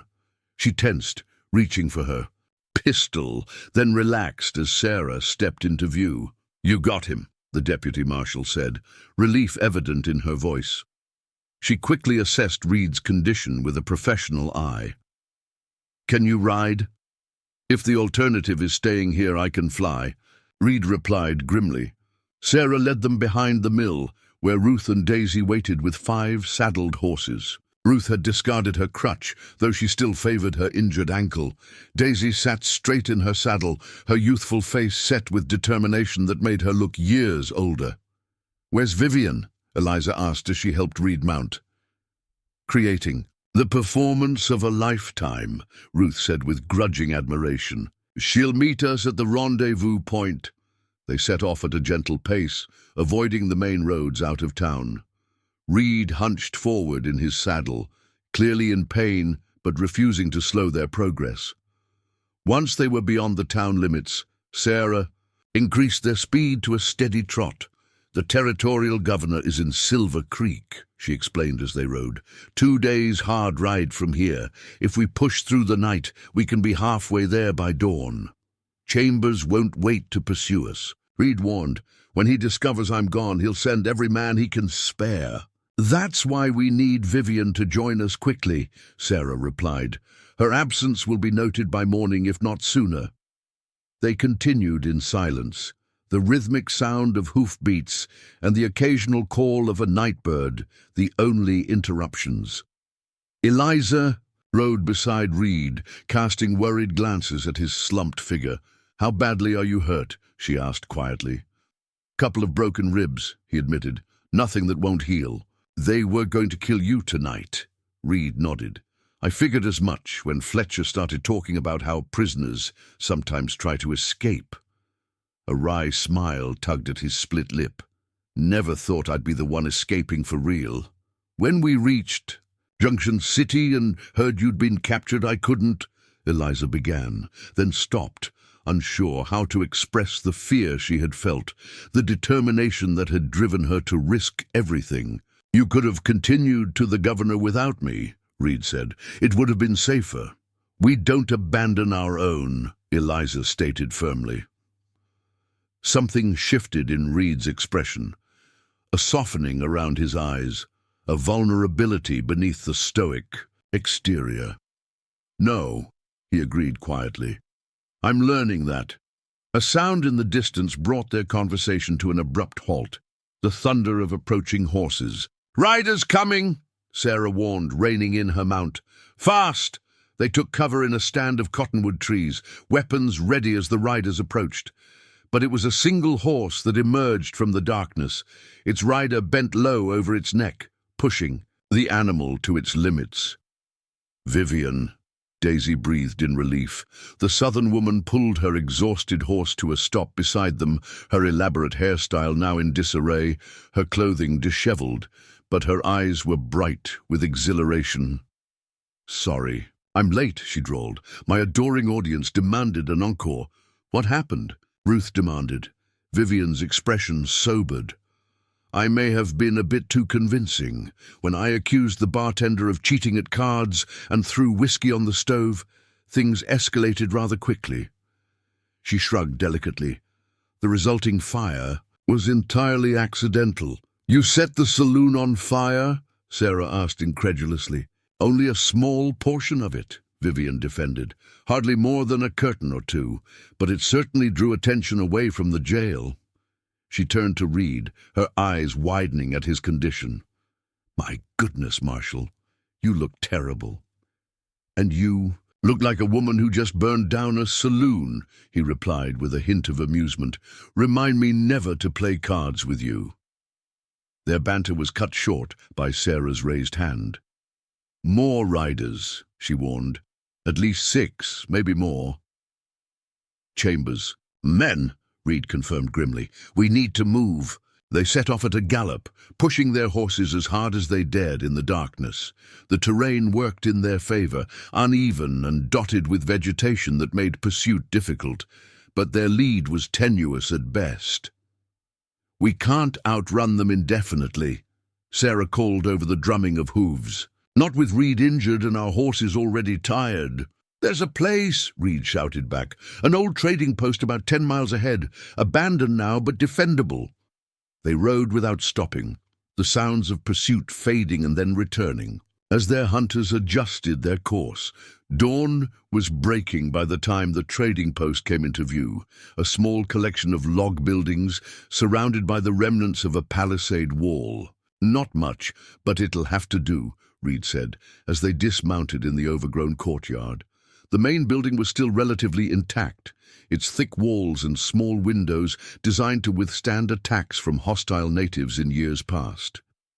They led the horses inside, then quickly took stock of their situation. Sarah distributed the weapons they had managed to acquire. 2 revolvers, Reed's Winchester rifle which the deputy had recovered, and their assorted knives. Ammunition was limited, their supplies even more so.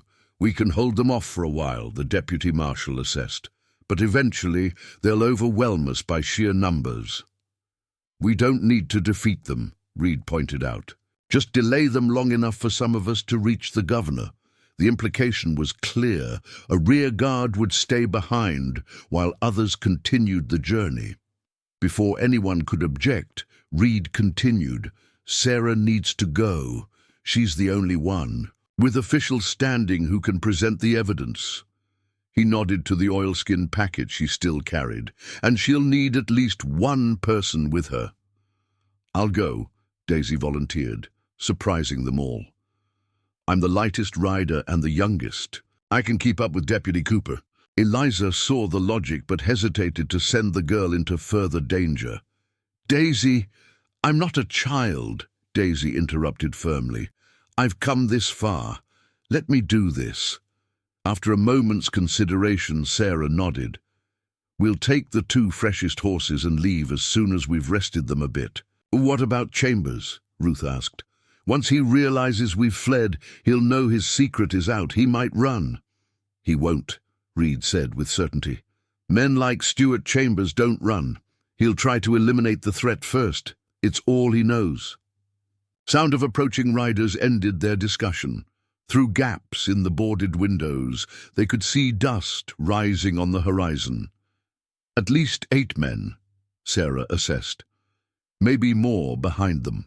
Take positions, Reed ordered, falling naturally into his role as marshal, despite his injuries. Sarah, you and Daisy get ready to leave through the back when I give the signal. The rest of us will cover you. They moved quickly to secure the building, barricading doors, and taking positions at windows with the best fields of fire.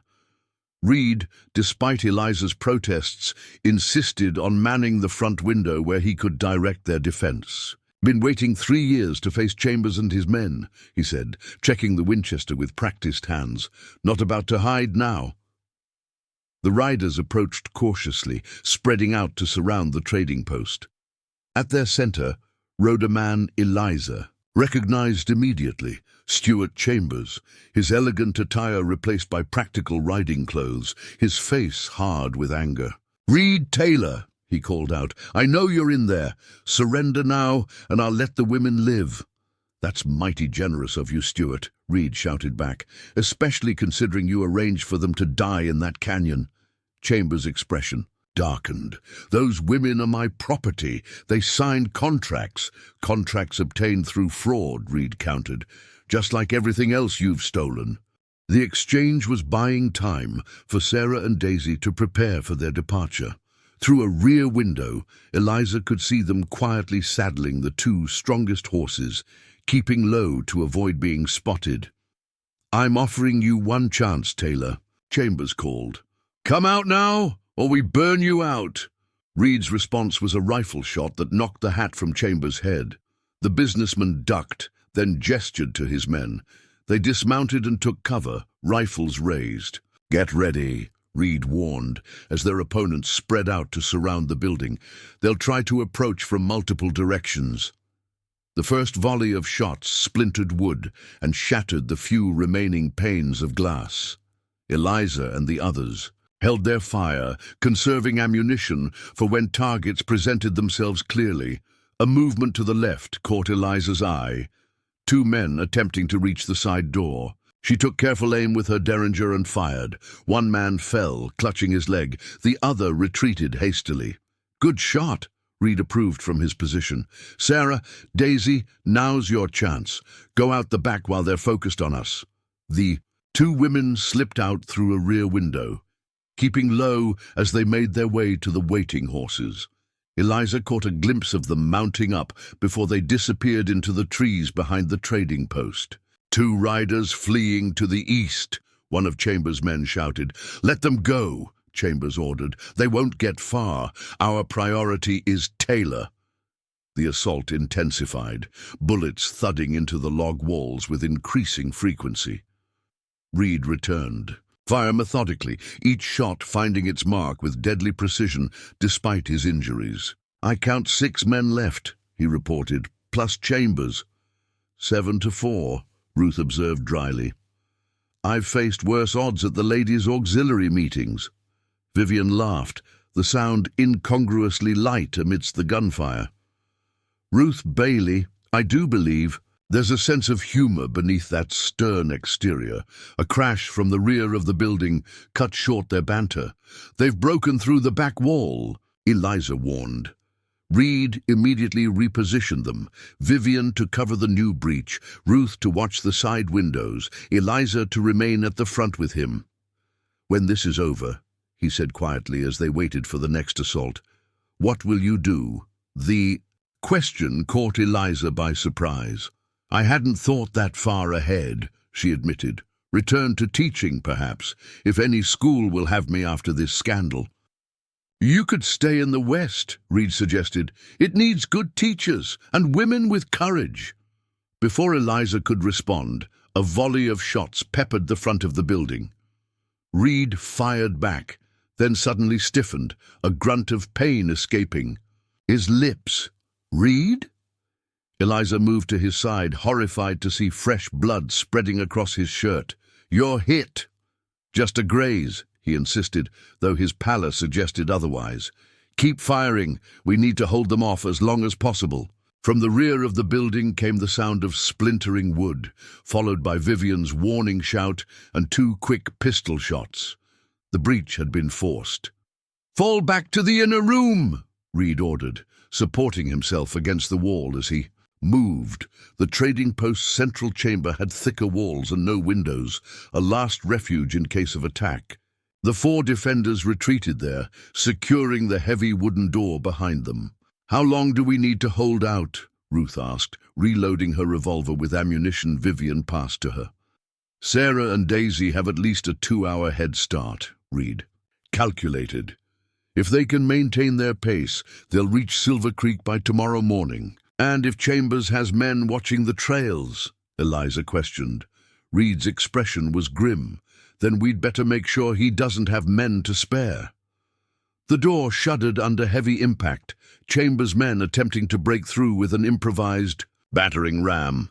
The wood was solid, but it wouldn't hold forever. "We need a new plan," Vivian stated, her usual drawl absent in the face of their dire circumstances. "Something they won't expect." Reed nodded slowly, his tactician's mind still, sharp despite his injuries. "Chambers wants me. The rest of you are secondary targets." He met each of their gazes in turn. "If I surrender, create a distraction, you 3 might have a chance to escape." "Absolutely not," Eliza said firmly. "We didn't break you out of jail, just to hand you back to them. And I'm not spending another night in this corset just to run away now," Vivian added with determined humor. Ruth examined the room thoughtfully. There might be another way. She pointed to a trapdoor in the floor that had been partially hidden by debris. Root cellar, most likely. Might lead somewhere. Reed crossed to the trapdoor and lifted it cautiously. A ladder descended into darkness below. "Worth a look," he decided. "Vivian, can you investigate while we hold the door?" The southern woman nodded and climbed down nimbly. The pounding on the door intensified, wood splintering at the edges. "They'll be through in minutes," Eliza observed, positioning herself beside Reed at the door, both their weapons trained on the widening cracks. Vivian's head reappeared through the trapdoor. "There's a tunnel," she reported excitedly. "Looks like it might lead outside the palisade. Probably an escape route for the original traders." "Perfect," Reed said. "Everyone down now. I'll hold them off while you... If you finish that sentence with, 'while you escape without me, I will shoot you myself,'" Eliza interrupted fiercely. "We go together or not at all." The door splintered further, a gap appearing wide enough to see the men outside. A rifle barrel poked through, and Ruth promptly shot it from the hands of its owner. "Well done," Vivian approved. "Now both of you, down the ladder. Reed and I will be right behind you." Ruth descended first, moving awkwardly but determinedly despite her injured ankle. Eliza hesitated, reluctant to leave Reed in his wounded state. "Go," he urged. "I'm right behind you. I promise." The sincerity in his blue eyes convinced her.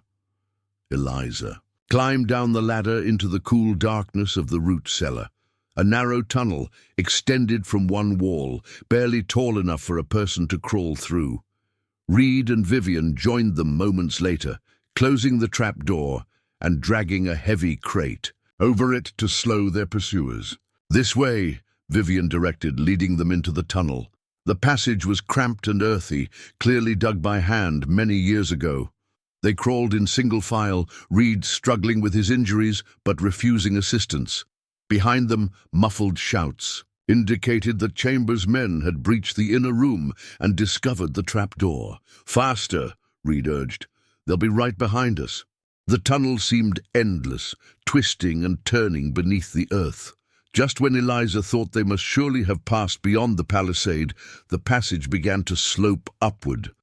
Ahead, Vivian had reached what appeared to be the end, a wooden hatch. Similar to the trap door they had entered through. I can see daylight around the edges, she reported, but I don't know what's waiting outside. Only one way to find out, Reed said. Open it, but carefully. Vivian pushed against the hatch. It resisted, then gave way suddenly, sending her tumbling forward with a startled cry. The others followed quickly, emerging into the open air and directly into the path of an approaching rider! The rider reined in sharply, dust billowing around the horse's hooves. For a heart-stopping moment, Eliza thought they'd emerged directly into Chambers' men. Then the dust settled, revealing a familiar face beneath a wide-brimmed hat. Deputy. Billy Parker, Reed breathed in relief. What are you doing here? The young deputy dismounted quickly. Looking for you. Chambers sent riders in all directions when he realized you'd escaped. He glanced at the open hatch they'd emerged from. That tunnel's not on any map I've seen. Old trading routes, Reed explained, wincing as he straightened. The original traders kept them secret. Where are Chambers and his men? Still searching the trading post. They don't know about this exit yet. Billy surveyed their bedraggled group. But they will soon. We need to move. Our horses are inside the palisade, Vivian pointed out. Billy shook his head. Too risky, but I brought spare mounts. He gestured toward a cluster of trees where 3 additional horses were tethered.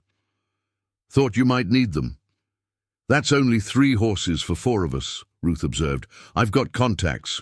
At a ranch about 5 miles east, Billy said. We can get another mount there. The sound of shouting from the direction of the trading post spurred them into action. Quickly, they mounted up, Ruth sharing with Vivian, while Reed and Eliza took the remaining horses. Stay low and follow me, Billy instructed, leading them. Away from the trading post at a rapid pace, they rode hard for nearly an hour, the terrain changing from open plains to scattered woodlands. Reed was hunched forward in his saddle, his face pale with pain, but his determination undiminished. When they finally stopped to rest the horses in a sheltered grove, Eliza insisted on checking his wound. It needs proper tending, she said worriedly. As she examined the bullet graze across his ribs, the bleeding had slowed, but infection was a real concern. First, we need to reach safety, Reed replied, his voice tight. How far to this ranch, Billy? Another hour's ride, the deputy answered. Place belongs to Thomas Jenkins. He was a friend of your father's, he added to Reed. Tom Jenkins. Reed nodded slowly. Good man. Stood against Chambers when he tried to dam Crow Creek and divert water from the smaller ranches. And he's still standing, Billy confirmed. One of the few Chambers hasn't managed to run off or buy out. Vivian, who had been scanning their back trail, rejoined the group. No sign of pursuit yet, but we shouldn't linger. They mounted up and continued eastward, the terrain becoming more rugged as they approached the foothills. The Jenkins Ranch came into view as the sun reached its zenith, a modest spread with well-maintained buildings and a small herd of cattle visible in the distance. A weathered man in his 60s emerged from the main house as they approached, rifle in hand. His suspicious expression changed to one of shock when he recognized Reed. Taylor, I heard you were captured. Was, Reed replied as he dismounted carefully. Thanks to these ladies and Deputy Parker here. Jenkins lowered his rifle and stepped forward to clasp Reed's hand. Never believed those charges against you. Anyone with sense knew Chambers was behind it all. He glanced at the others. Come inside, all of you. My wife will tend to those wounds while you tell me what's happening. The ranch house was comfortably furnished, with handmade quilts and simple wooden furniture. Mrs. Jenkins, a practical woman with silver-streaked hair, immediately took charge of Reed's care, ushering him to a back room despite his protests that there wasn't time. You'll make time if you want to live long enough to clear your name, she informed him firmly. While Reed's wounds were being treated, the others explained the situation to Thomas Jenkins. The rancher listened intently, his weathered face growing increasingly grim. "So Deputy Cooper and the young lady are headed to Silver Creek with the evidence," he summarized, "and Chambers is hunting the rest of you." "That about covers it, Ruth." "Confirmed." Jenkins rubbed his jaw thoughtfully. "Silver Creek's still a long ride from here. If Chambers has men watching the trails, your friends could be in danger." "Is there a faster route?" Eliza asked anxiously. "Not faster, but safer," Jenkins replied. "There's an old mining road through the high country, hardly used these days, but it bypasses the main trails where Chambers would have men posted." "Can you guide us?" Vivian inquired. Jenkins nodded. "I can do better than that. I can have my son ride ahead to warn the governor that you're coming, and I can round up some neighbors who've suffered under Chambers' heel. Might be time to push back." Mrs. Jenkins returned from the back room, wiping her hands on her apron.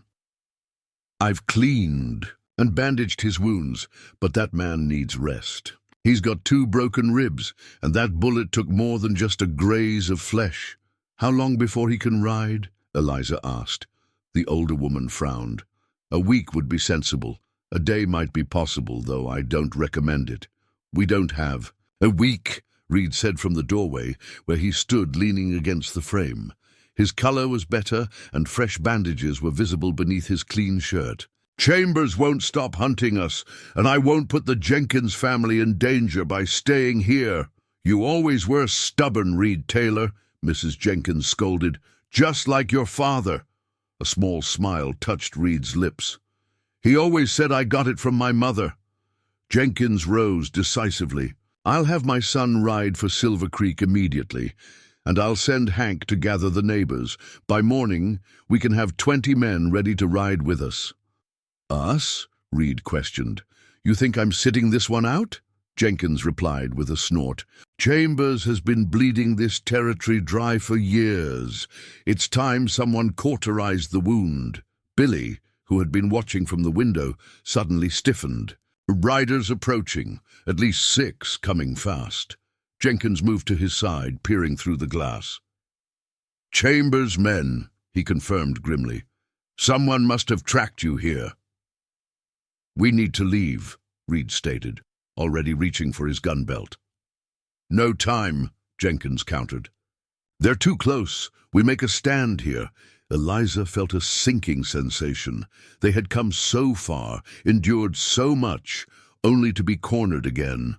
But as she looked around at the determined faces surrounding her, she realized something had changed. They were no longer fleeing alone. They had allies now, people willing to stand against Chambers' corruption. "Martha," Jenkins said to his wife, "get to the root cellar. Take the women with you." "I'm staying," Eliza stated firmly, checking her derringer. "As am I," Vivian added, her chin raised defiantly. Ruth nodded in agreement. "I didn't crawl through that tunnel just to hide in another hole." Mrs. Jenkins gave her husband a look that needed no translation. "I'll get the shotgun," she said simply. Jenkins grinned despite the gravity of the situation. "Should have known better," he muttered. Then, more loudly, "Billy, take the back window. Martha, the side door. Reed, you're in no condition for a fight. But I reckon telling you that is pointless, so take the front left window. I'll take the right."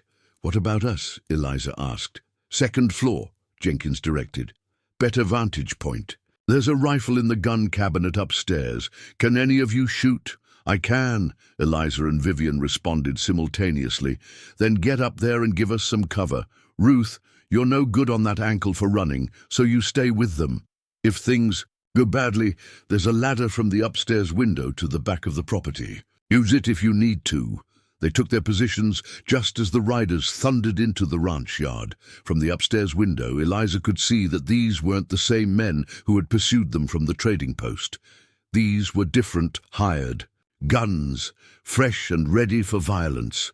At their center rode a tall figure with a silver star pinned to his vest, the corrupt Marshal Fletcher, Chambers' creature to the core. "Jenkins," Fletcher called out, "we know you're harboring fugitives. Send them out now, and there won't be any trouble." Jenkins appeared at the front door, rifle held casually but ready. Only fugitive I know of is justice in this territory, Fletcher, and you're part of the reason for that. Fletcher's face darkened with anger. I'm giving you one chance, old man. Turn over Reed Taylor and those women, or we burn this place to the ground. My land, my rules, Jenkins replied steadily, and I don't recognize your authority, Fletcher, not when you wear that badge for Chambers instead of the law. Fletcher gestured to his men, who spread out, preparing to rush the house from multiple directions. Eliza took a deep breath, steadying the rifle against the window frame, as Vivian had shown her. Below, she could see Reed at his assigned window, Winchester at the ready despite his injuries. Their eyes met briefly across the distance, and something unspoken passed between them, a promise, a connection, a shared determination. The first shot came from Fletcher, aimed deliberately at Jenkins. The rancher ducked as the bullet splintered, the doorframe where his head had been moments before, and with that, the battle for Jenkins' ranch, and perhaps for the future of justice in the territory, had begun. Gunfire erupted across the ranch yard as Fletcher's men charged the house. Eliza squeezed the trigger of her rifle with careful precision, just as Reed had taught her during their brief time in Serpent Canyon. One of the attackers fell, clutching his shoulder. Beside her, Vivian maintained a steady rate of fire, each shot forcing the attackers to seek cover. They're trying to reach the barn, Ruth called out, spotting movement along the fence line. Eliza shifted her aim, driving back two men attempting to flank the house. Below, Reed and Jenkins held the front windows, their experienced marksmanship evident in the methodical way they selected targets. Billy and Mrs. Jenkins guarded the back approaches, preventing any attempt to surround them completely. We can't hold them off forever, Vivian observed, reloading her rifle with practiced hands. We're outnumbered. As if in answer to her concern, the distant sound of galloping horses reached their ears. Fletcher heard it too, his head turning sharply toward the eastern ridge. A group of riders appeared, at least 15 strong, approaching rapidly with rifles raised. Jenkins' neighbors, Ruth realized with relief. Fletcher's expression shifted from confidence to alarm. He shouted orders to his men, who began a hasty retreat toward their horses. But it was too late. The newcomers were upon them, cutting off their escape route. "Drop your weapons," called the leader of the reinforcements, a burly man with a grey-streaked beard. "You're surrounded, Fletcher." Caught between the defenders in the house and the new arrivals, Fletcher and his men had no choice but to surrender. They dropped their guns and raised their hands as the ranchers closed in around them. "Perfect timing, Howard," Jenkins called out as he emerged from the house, rifle still at the ready. "Got your son's message," the bearded man replied. "Figured. We'd come see what the commotion was about." He eyed Fletcher with disdain. "I've been waiting a long time to see this badge-wearing snake get what's coming to him." Reed appeared in the doorway, leaning against the frame for support. "We need to secure them quickly," he advised. "Chambers will have more men out searching." "Already." "Taken care of," Howard replied. "Got patrols watching all the approaches to the ranch. Nobody's getting in or out without us knowing." The captured men were disarmed and escorted to the barn, where they were securely bound and placed under guard. Fletcher, stripped of his badge and gun belt, glared at Reed with undisguised hatred. "Chambers will hunt you to the ends of the earth." "Aim for this," he spat. "Let him try," Reed replied evenly. "His days of hunting anyone are coming to an end." Back in the ranch house, a council of war quickly formed. Howard Blackburn, the leader of the neighboring ranchers, unfolded a map on the kitchen table. "We've got about 30 men total," he reported. "Good men, all of them with grievances against Chambers. Most lost land or water rights to his schemes." "What about Silver Creek?" Eliza asked anxiously. "Have Sarah and Daisy arrived safely?" "No word yet," Jenkins answered. "But my son knows those back trails better than anyone.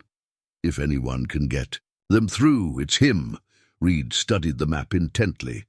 "Chambers will have realized by now that we're gathering support. He'll consolidate his forces in Junction City, Maybe even try to flee the territory. Not if we can help it, Howard declared. We've got men watching all the roads out of Junction City. If he makes a run for it, we'll know. Jenkins nodded approvingly. Question is, do we wait for the governor to send lawmen, or do we take Chambers ourselves? We can't wait, Reed decided. If Chambers escapes, he'll just set up somewhere else. Hurt more people. We need to end this now. With what authority? Mrs. Jenkins asked practically. Even with Fletcher captured, Chambers still has the law on his side, at least officially. Actually, I might have a solution for that, Ruth interjected. Everyone turned to look at her, surprised. She reached into her boot and withdrew a folded document. I was a legal secretary before my husband died. I know a federal warrant when I see one. She unfolded the paper, revealing an official document bearing federal seals. This was in Sarah's belongings. She must have forgotten it in the rush to leave. It's a federal warrant for Stuart Chambers' arrest, signed by a judge in Washington. Sarah was authorized to serve it. Reed took the document, examining it carefully. This changes everything, he said, a hint of a smile crossing his face. With a federal warrant, any citizen can legally form a posse to apprehend Chambers if no federal marshal is available. And with Fletcher in our custody, there's no marshal in Junction City, Billy added, understanding dawning on his young face. So, we ride to Junction City, Jenkins concluded, not as vigilantes, but as a legal posse serving a federal warrant. The plan came together quickly. 20 men would accompany Reed, Billy, and the women to Junction City. The others would remain to guard the ranch and secure the routes to Silver Creek, ensuring that Sarah and Daisy's journey remained protected. As preparations were made, Eliza found Reed alone on the porch, gazing toward the western horizon where Junction City lay. "Are you sure you're strong enough for this?" she asked, joining him at the railing. "Strong enough," he confirmed.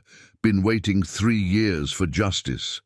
I can manage a few more hours." Eliza studied his profile, noting how the setting sun highlighted the strength in his features despite the lines of pain etched around his eyes. "What happens after?"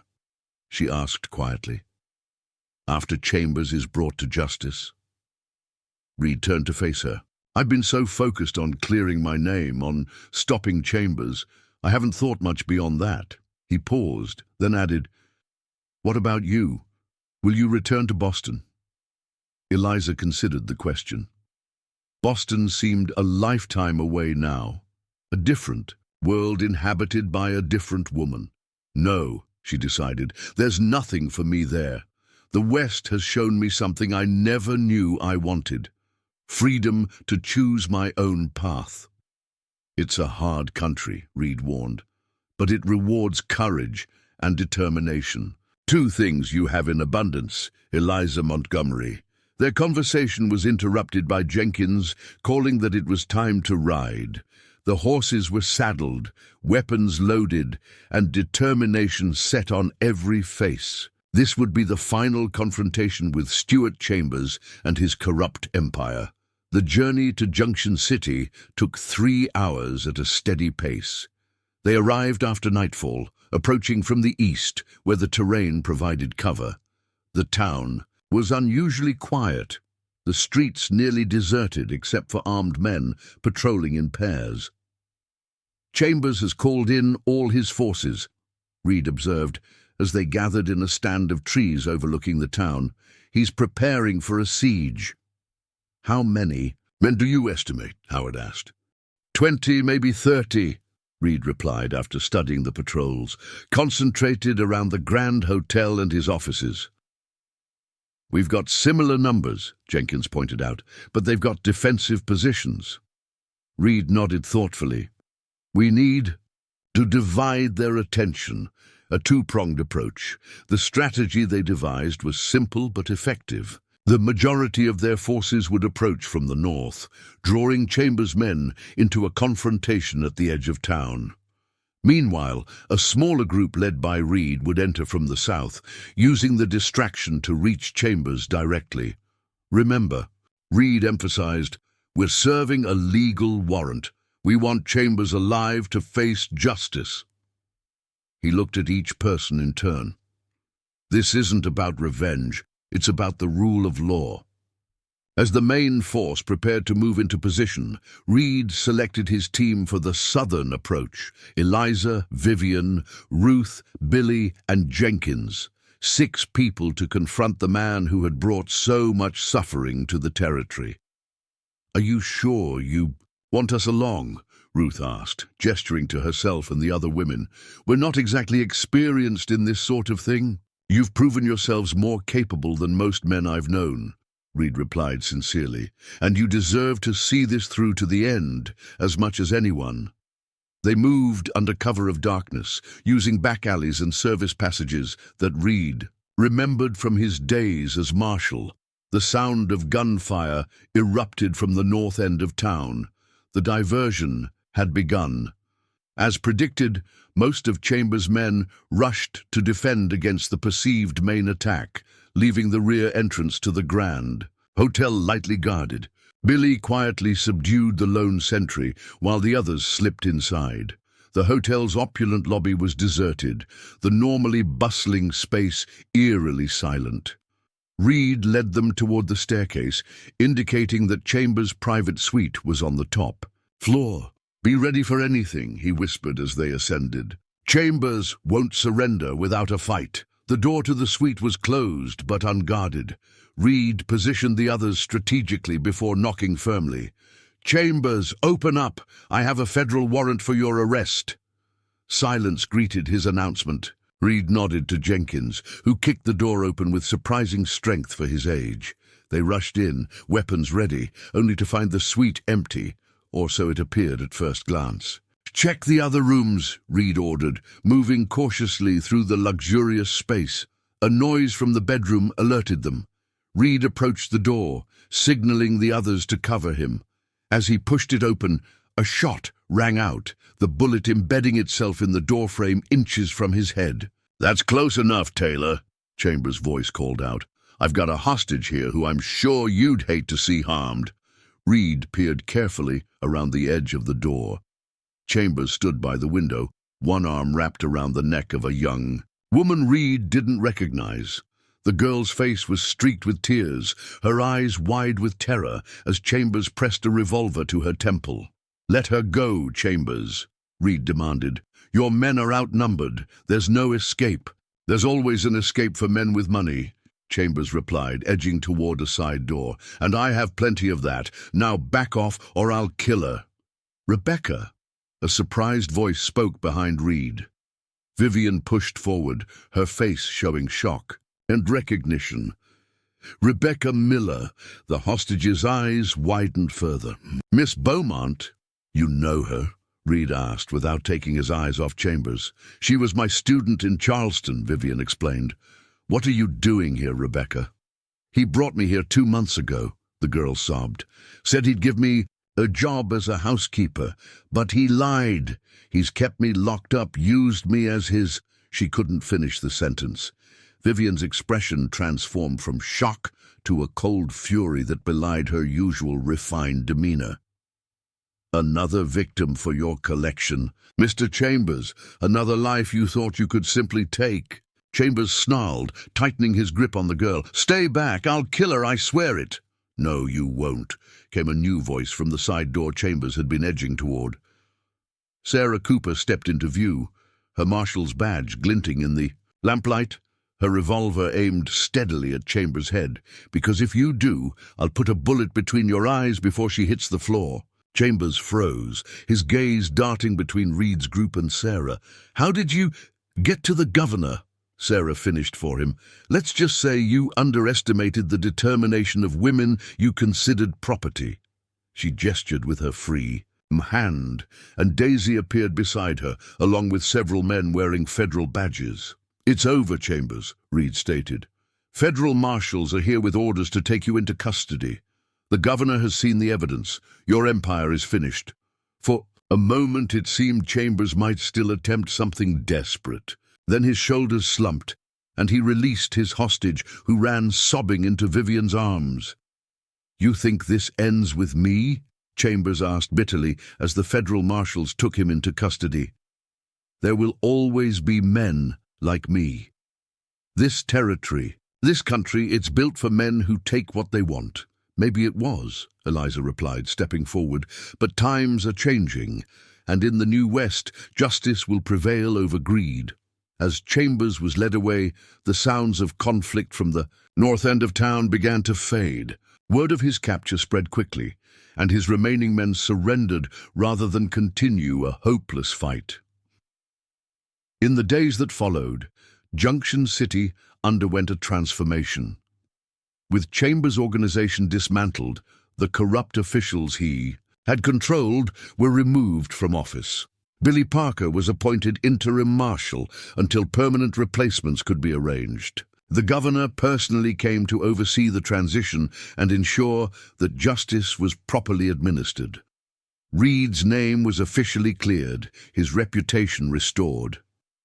The evidence Sarah had delivered proved beyond doubt that Chambers had orchestrated the frame-up that had forced Reed into hiding 3 years earlier.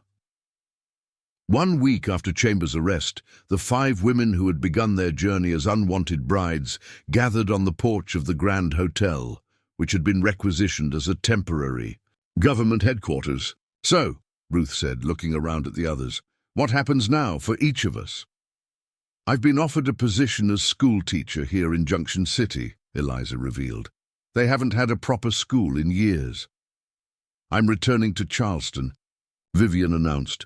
"With Rebecca, there are other girls there who need protection from men like Chambers. I intend to establish a home for them, a place of safety and education. The governor has asked me to stay on as federal marshal for the territory," Sarah said. "Apparently my handling of the Chambers case impressed him." "And I'm going with her," Daisy added excitedly. "As her assistant, she's going to teach me to be a proper lawwoman." Ruth smiled wryly. "As for me, I've discovered that my late husband's water rights are quite valuable now that Chambers isn't around to steal them. I'm thinking of starting a small ranch of my own." They fell silent as Reed approached, walking with a slight limp but standing straighter than when they had first met him. The past week of proper medical care had done wonders for his recovery. "Ladies," he greeted them with a tip of his hat, "I wanted to thank you all properly. Without your courage, I'd still be a fugitive, or worse. I think we all saved each other," Eliza observed. "That canyon might have claimed us all, if not for your knowledge of the way out." Reed nodded, acknowledging the truth in her words. "I've been offered my old position as marshal," he said, "but I'm thinking of declining." "Why?" Sarah asked, surprised. "Been behind a badge most of my adult life," Reed explained, thinking it might be time for something new. His gaze met Eliza's. "Heard there's a need for someone to help establish that school, build the facilities, organize resources." Eliza felt warmth spread through her chest. "It would be a big project," she said carefully. "Not something one person could manage alone." "I was thinking the same thing," Reed agreed, the hint of a smile playing at his lips as the others discreetly found reasons to give them privacy. Reed and Eliza walked to the edge of the porch, looking out over Junction City. The town was already changing, buildings being repaired, new businesses opening, a sense of hope replacing the fear that had permeated the place under Chambers' control. "You know," Reed said quietly, "when that stagecoach overturned in Serpent Canyon, it seemed like disaster.